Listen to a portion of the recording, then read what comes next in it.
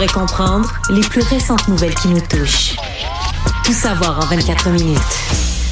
Alexandre, il n'y avait pas beaucoup d'ambiguïté sur les intentions de Pierre Poilievre là, de profiter de la première occasion pour tenter de renverser le gouvernement. Là où il y avait une incertitude, c'était à quel moment il allait avoir ces fameuses journées de l'opposition là, qui donnent aux conservateurs la possibilité de le faire. Et du côté de l'équipe de Justin Trudeau, on n'a pas l'intention de niaiser sur la procédure.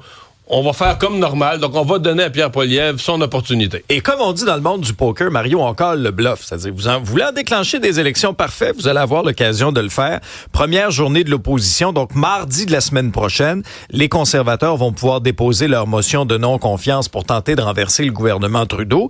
Et le vote des élus aura lieu le lendemain, donc mercredi prochain. Maintenant, pour renverser le gouvernement Trudeau, les conservateurs auront besoin non pas seulement que d'un allié, mais bien de deux alliés. Donc le NPD et le Bloc québécois.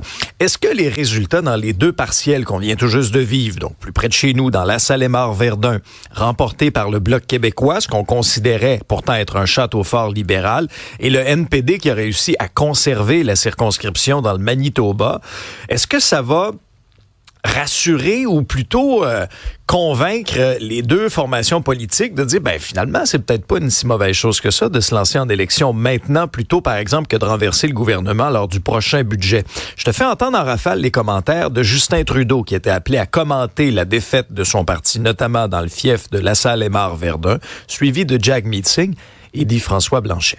Évidemment, c'est jamais le fun de passer si proche et de ne pas gagner une partielle. Est-ce que ça remet votre leadership en question? On a beaucoup de travail à faire, mais je continue de faire le travail. Les libéraux et Justin Trudeau sont finis. Les gens en ont assez des libéraux, ils sont finis. Le NPD a dégoupillé la grenade il y a 2 semaines, puis tôt ou tard, ça va éclater. Et ça pourrait être dans les prochaines semaines. Je commence à penser que les élections vont être inévitables. Bon, est-ce qu'elles vont tout de suite la semaine prochaine? Je sais pas. Il y a le scénario quand même probable où Pierre Poilievre dépose sa motion pour renverser le gouvernement, donc pour déclencher les élections, ni plus ni moins, mais basé sur la taxe carbone. Donc, en fait, strictement une affaire de renverser le gouvernement à cause de cette taxe carbone. Et dans ce cas-là, le Bloc est un supporter de la... Donc, le Bloc dit au Québec, ça s'applique pas. Nous, on a notre propre marché du carbone pour les changements climatiques. On est en dehors de la taxe carbone. Donc, la taxe canadienne ne s'applique pas.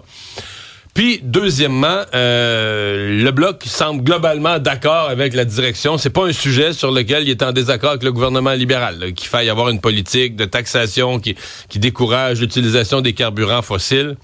Donc, ça pourrait être l'occasion pour le Bloc de dire, ben là, à cause du thème, à cause du sujet sur lequel Pierre Poilievre veut renverser le gouvernement, moi, je me colle pas sur Pierre Poilievre sur la question des changements climatiques.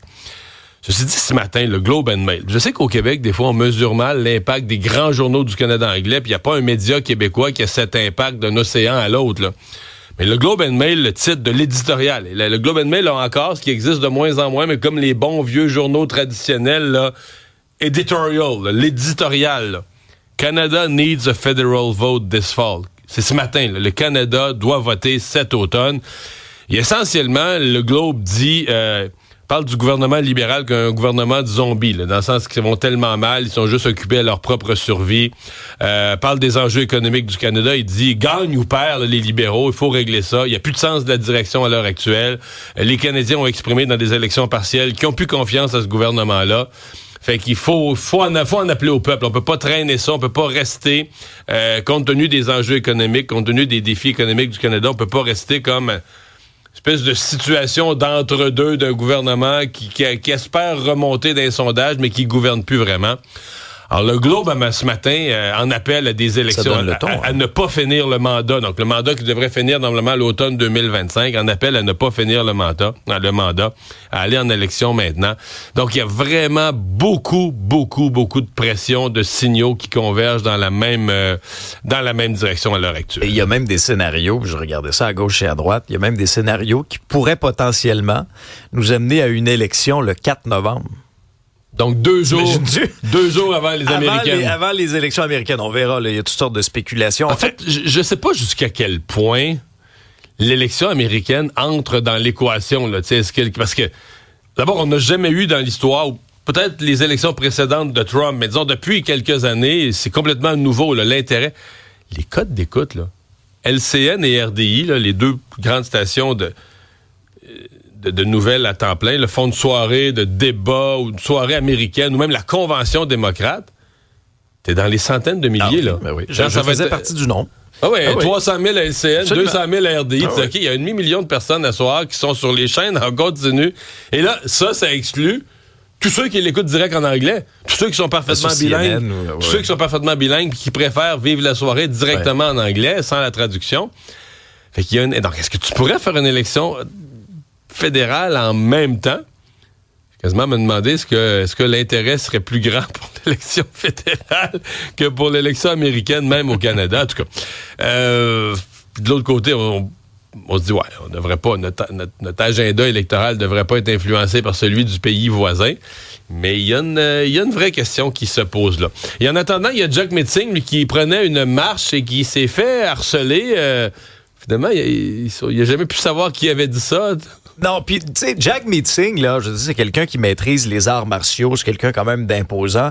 Il a pas reculé, là. Il a confronté... Son frère, hier, sur les réseaux sociaux, disait qu'il était formé en MMA, là, arts martiaux mix, comme la UFC, là. Fait que moi, personnellement, j'y penserais 2 fois avant d'y crier des bêtises, parce qu'il faut comprendre le contexte. Depuis le début de la semaine, près du Parlement à Ottawa, il y a un groupe de manifestants qui écœurent un peu, qui insultent les passants, les politiciens, ceux et celles qui sortent du Parlement. Et là, à un moment donné, mardi midi, sur la colline parlementaire, il y a un groupe de ces manifestants-là qui ont commencé à insulter Jack Metzing. Mais Jack Metzing s'est retourné, puis il est allé les confronter en disant « Qui m'a dit ça? C'est-tu toi? » On va écouter un extrait.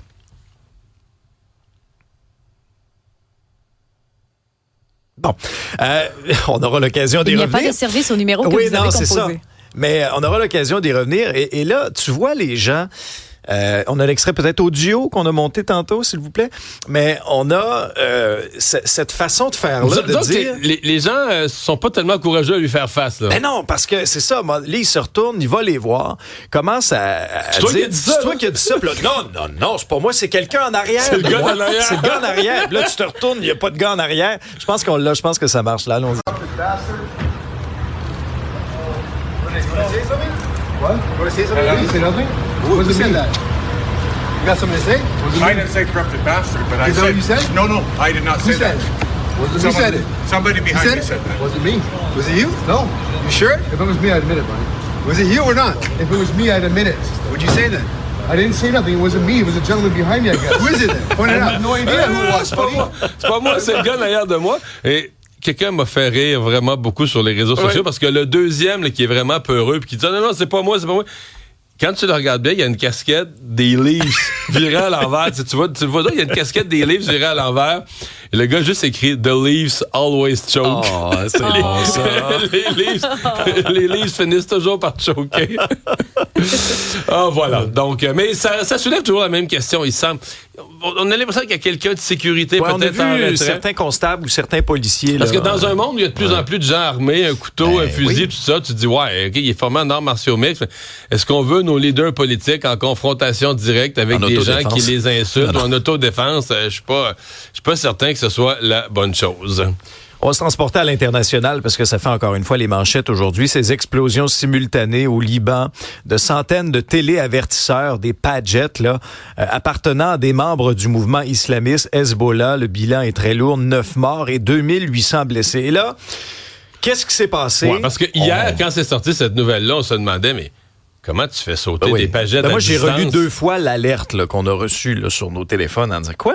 Qu'est-ce qui est en train de se passer? Mais là, on comprend mieux comment c'est que ces pagettes-là ont été truquées préalablement. Oui, c'est ce que le New York Times nous apprenait en citant des sources officielles américaines, c'est que des explosifs auraient été implantés à l'intérieur des pagettes du Hezbollah, des téléavertisseurs commandés d'une compagnie taïwanaise. Donc, à ce moment-là, on les aurait implantés. Et donc, on savait que c'était une commande faite par les chefs du Hezbollah. Voilà. Là. Et tout a été déclenché à distance vers 15h30 hier. Et là, le Hezbollah accuse Israël d'être responsable de ce piratage-là en disant que le pays allait recevoir son juste châtiment. Donc, on promet une réplique de ce côté-là.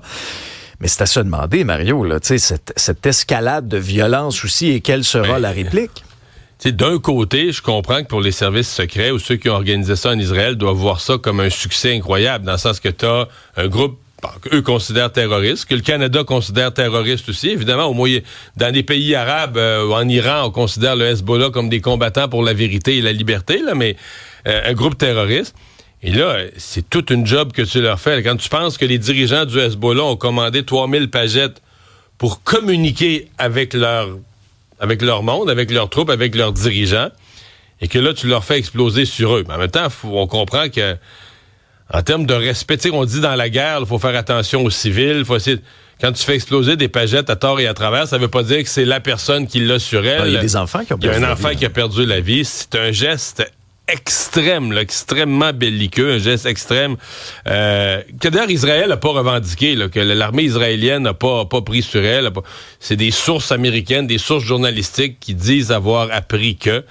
Mais puis on se comprend que parmi les blessures, plusieurs ont référé au fait que la majorité portait le pagette. Puis maintenant, tu sais, autrefois, là, on portait ça à la ceinture, mais ça a l'air que maintenant, plusieurs le portent dans leur poche. Fait que dans cette zone-là... Dans la poche avant d'un pantalon pour homme, une explosion, mais c'est pas une explosion. C'est vraiment une petite bombe, c'est une explosion qui reste localisée, là, qui fait pas sauter le building, mais bon, qui peut ouvrir une artère et qui peut endommager les parties, mettons. Là. Donc, ça a été tout un carnage. Pas les images des salles d'urgence au Liban, là, quand les gens se présentaient, c'était pas joli. Non. En une du journal, les Lavallois paient même pour son Costco. C'est une histoire du bureau d'enquête qui vise un conseiller municipal de Laval qui a utilisé des fonds publics pour se payer des produits d'épicerie, notamment chez Costco, un Sofolie et même toutes sortes de produits Apple, dont une luxueuse Apple Watch à $1,000. L'individu en question s'appelle Paolo Galati et son parti Action Laval. Ça a été remboursé à même les fonds de recherche et de soutien aux élus. Parmi les items qui ont été achetés, on parle de céréales, de Nutella, de beurre d'arachide, de miel, de gomme à mâcher, des comprimés, de la crème à main. Et dans chacun des cas, selon ce qu'on peut lire dans l'article du bureau d'enquête, la justification est la même. C'est-à-dire, non, mais j'ai besoin de ça dans le cadre de mes fonctions. J'ai besoin de miel parce que j'en mets dans le thé dans lequel je reçois les gens à mon bureau. De la crème à main, j'en ai besoin parce que là, j'ai les mains sèches avec le Purell. Fait qu'il faut que je me mette de la crème à main. Donc, c'est pour ça devient comme un article de bureau. Défend que tout ça est au bureau. Oui. Et là, c'est... Arachide Nutella, tu sais, ça soutient quand même sucré. Moi, quand j'ai été député 15 ans, achètes-tu de la crème? J'avais pas de Nutella à mon bureau de comté. Juste du beurre d'arachide? Non plus. Miel? Non plus. En fait, sans joke, à l'Assemblée nationale, il n'y a rien de ça qui aurait passé. Le café, je pense que oui. Je pense que tu pouvais, dans les frais d'accueil, tu pouvais avoir une cafetière puis du café. Mais la nourriture, j'ai jamais vu ça passer. C'est pour ça qu'elle a les mains gercées. Ouais. ça explique. Dans le cas des produits Apple, bon, évidemment, d'avoir un ordinateur, un téléphone cellulaire, ça peut être justifié, mais lui, il avait l'air à aimer avoir le modèle dernier cri, parce que sur 6 ans, il y a combien d'appareils différents? Là, on le surnomme même le conseiller Apple, selon une source qui s'est confiée au bureau d'enquête. Et là, je vous fais la liste. Un iPhone 8, un iPhone 12, une tablette iPad Pro avec son clavier, 2 Apple Pencil, donc les petits crayons Apple, un Mac de 27 pouces, un ordinateur portable MacBook Pro, 2 paires d'écouteurs sans fil AirPods à $329, parce que puis la fameuse montre Apple Watch dont je vous parlais tout à l'heure. Mais la montre, il la défend aussi. Là. Il dit quand il est en réunion... C'est ça. Ça devient un outil de travail, parce que des fois, on n'a pas accès à notre cellulaire, alors il peut le faire avec la montre. Alors, à chaque fois, il s'est justifié. Il a justifié ses dépenses de cette manière-là, Mario. Bon.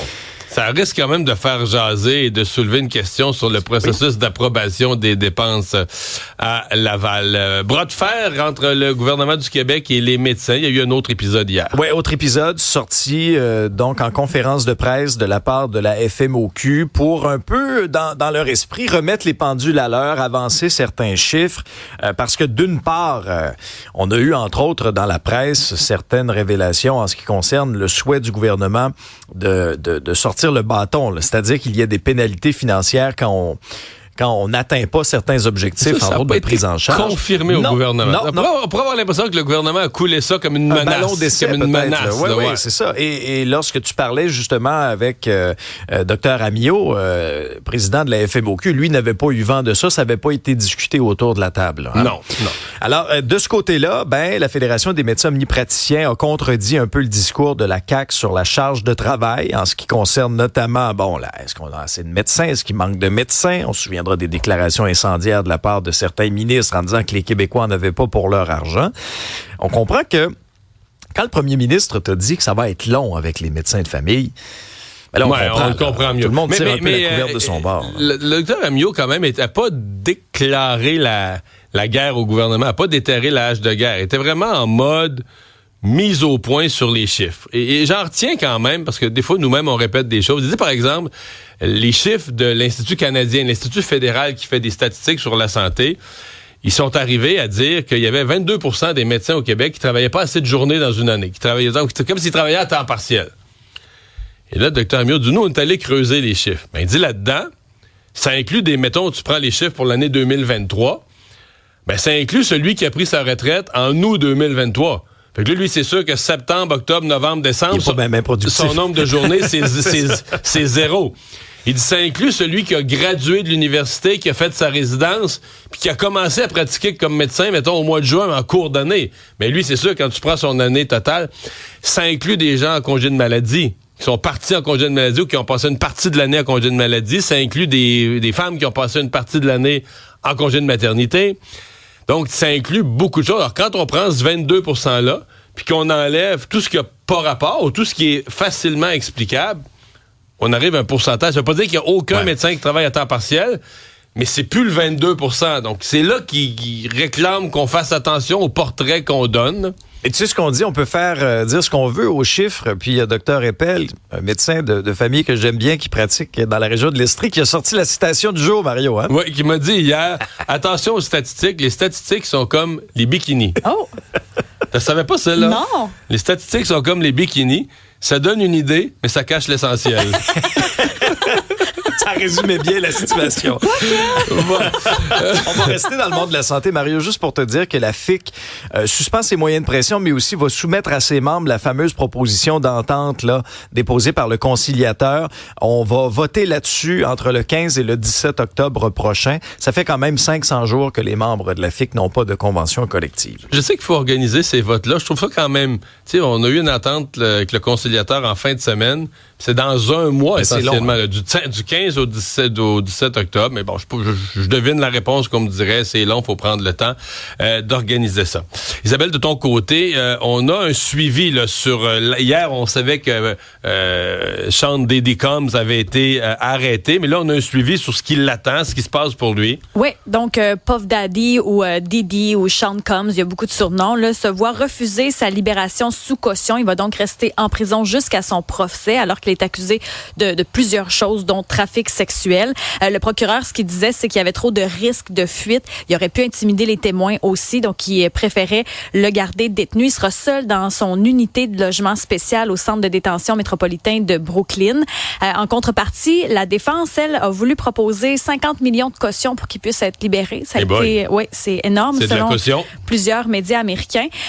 Puis, il semblerait qu'ils veulent aller en appel après que ce soit fait. Mais donc, même à 50 millions de caution, ça a été non. Oui, 50 millions, c'est certains médias, en tout cas, qui avancent ça ce matin. Là. Puis, si jamais tous les chefs d'accusation qui pèsent contre lui, là, si jamais vraiment ça s'avère, là, il pourrait faire de la prison à vie. Là. C'est vraiment ça qui l'attend. Là. Mais il faut dire que c'est épouvantable là, ce qu'on lui reproche présentement. T'es allé au TNM cette semaine, la semaine passée, en fait. C'est en travaux. Moi, j'étais un abonné l'année passée. Des travaux majeurs. Et là, est-ce qu'ils sont plus compliqués, plus longs que prévu encore? J'ai l'impression que ça fait 500 ans que c'est en réparation. Non, mais ça fait une couple d'années. Mais on dit que ça va être bien beau. Ils vont refaire le restaurant, ils vont refaire l'entrée. Mais là, ce qu'on apprend ce matin, c'est que les travaux devaient coûter à peu près 20 millions. Là, on est rendu à 35 millions. Il y a eu des retards. Les travaux qui étaient pas les matériaux qui n'étaient pas toujours disponibles. l'inflation, la main-d'œuvre aussi qui était compliquée.